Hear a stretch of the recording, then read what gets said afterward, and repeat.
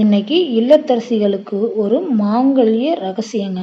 பெண்கள் கழுத்தில் அணிந்து கொண்டிருக்கும் தாலி கயிறு சரியாக பெண்களின் மார்பு குழியில் படும்படி கட்டிக்கொள்ள வேண்டும்.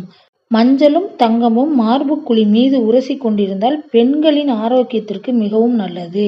மார்பகத்தில் வரக்கூடிய ஆரோக்கியம் சம்பந்தப்பட்ட பிரச்சனைகளை தடுக்கும் அளவிற்கு அந்த மஞ்சளுக்கு சக்தி உண்டுங்க. பெண்கள் அணிந்துள்ள தாலி கயிறு அழுக்காகி விட்டாலோ, மாங்கல்யம் பழுதடைந்து விட்டாலோ, புது மாங்கல்யம் அணிந்தாலோ திங்கள், செவ்வாய், வியாழக்கிழமைகளில் மாற்றலாம். இதை காலை சாப்பிடும் முன்பே ஏதேனும் ஒரு கோயிலுக்கு சென்று நடைபாதையில் அமராமல் ஒரு ஓரமாக கிழக்கு நோக்கி அமர்ந்து மாற்றுவது மிகவும் நல்லது.